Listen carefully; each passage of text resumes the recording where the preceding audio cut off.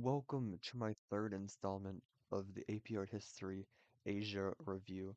So these are the pieces we are going to be covering today, and let's go. So this first one is by Fan Quan, and it is The Travelers Among Mountains and Streams. So this was made in about 1000 CE, and it is ink and colors on silk. And so this is all of the information you need to know for the ID.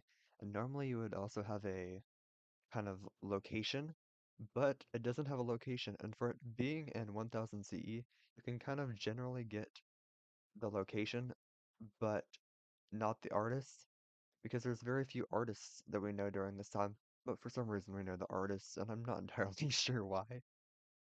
But, we'll go with it. So there's a lot to take in with this picture if you just kind of look at it.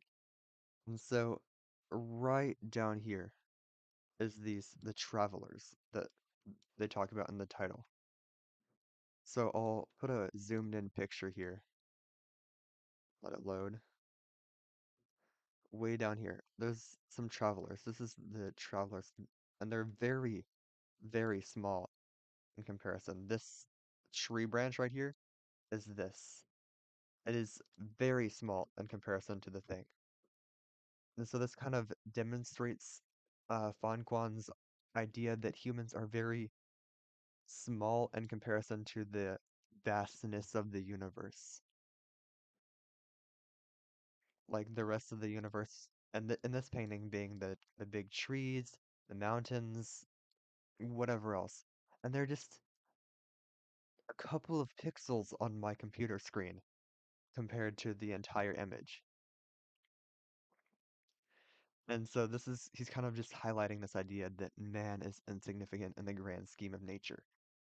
But they're also kind of in harmony with their surroundings, saying that they can be in balance with nature. And kind of the man and the travelers here just go with the flow. They go with this natural path. They can't really change things in the grand scheme of things. Like they can't knock down this massive mountain in the way, so they just kind of have to go with the flow with nature. They can't just create another river or whatever. They have to just if they wanted to go through the river, they have to swim with whatever tide they have. They can't just do their own thing. And they live with the vegetation they got, and he must exist in balance. You can't just create a new thing. And that's what this image is really trying to show there. So this might seem small here, but even in real life, this is a 7 foot tall scroll.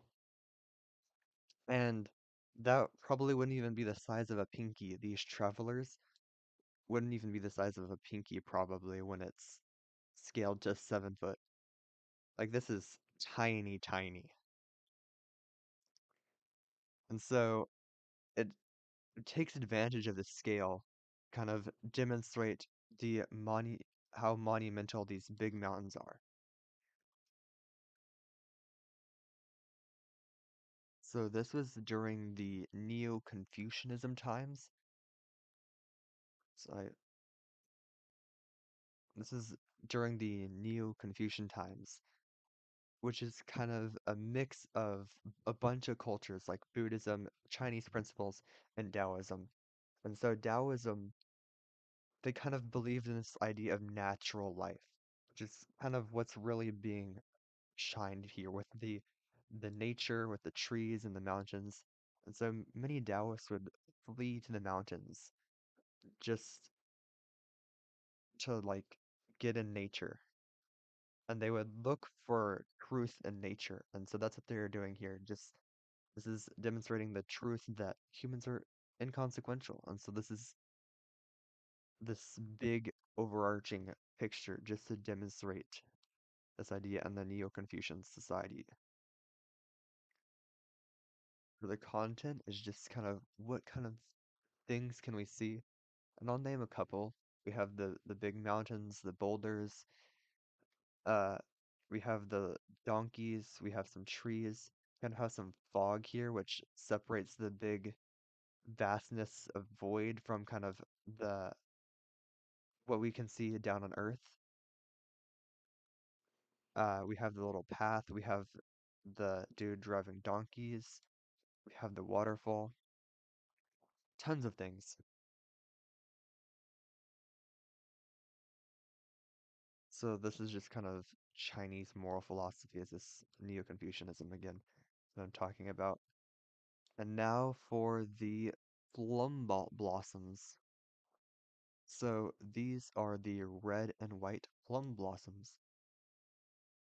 So this was made by Ogata Corinne in 1710 to 1716 CE, and it has ink, watercolor, and gold leaf on paper. And so you can kind of see some of this watercolor and the ink, and the just the background is this gold leaf. There's just smushed gold on paper. It's very simple, but it's literal gold. It's not just gold paint or whatever, it's actual gold. So this Ogata Koren guy went to a school called the Rimpa School, and so they taught a couple of key principles there. They taught the idea of asymmetry, and so things may not exactly be centered. Like if you look at this river, there's this two panels. This two panel thing is called a diptych, by the way. Uh, this river isn't exactly down the middle. There's one big tree over here, and there's one tree leaning over to the side, and this is like a smaller tree. And the river is very n- uh stylized. So again, this is how it kind of presents this idea of asymmetry here. They also teach a concept of negative space, and so they have this a bunch of open areas here, which Corinne decided to use for all that it was taught by the school. School also taught them to use gold leaf because I don't know, maybe the school's like you guys need to have your own style or whatever, just to show what we have, just to flex the school. I don't know. But the school taught them to use gold leaf, and may maybe it was to flex, but research says it's actually to give depth and luminosity to the painting or the work or whatever. So that's kind of what the school that he went to taught him. They also taught this idea of naturalism. So these trees are very like natural looking trees, but they also kind of have this weird abstract thing. Like this isn't a very normal looking river. That's it's a very stylized river with these little patterns. And again, they don't really have an edge here. It just kind of cuts off with the little panel things, which again is just some abstract form which they taught at the Rimpa School. So we've already kind of talked about the form with it being the diptych and the gold leaf on paper. And the context is just kind of creating this Rimpa movement from this Rimpa school where they taught these things. And so the function, this is kind of Corin's big break, right? This is where he began his art journey. So this kind of established his reputation as an artist guy that people think was cool, but it also kind of preserves these characteristics from the Rimpa school. So people started doing Rimpa art using these principles over here. And the content in here is they both have the naturalism and the abstract forms, right? Like this very abstract river, but the natural trees type of thing.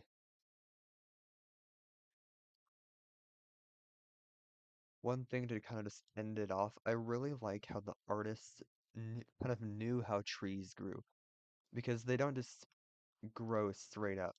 Like when you're a kid, you just draw your tree like whoosh, it's a tree. But this guy, he knows his trees. I don't know if he's like a tree studier person, but he drew these trees way curving out and these very naturalistic patterns, not just one tree growing straight up. So this guy really knows kind of his naturalistic trees, which I just find really cool. And so that was the plum, white and red plum blossoms. So I hope this helped. Goodbye.